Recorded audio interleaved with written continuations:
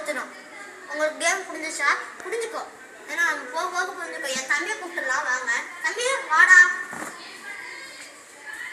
இவன் தான் என் தம்பியை உங்களுக்கு தெரியும். சரி வாங்க நம்ம கேம் ஸ்டார்ட் பண்ணிடலாம். ஃபஸ்ட்டு இவன் தம்பியா விட்டுட்டோம். 6 கணக்கு இல்லை 2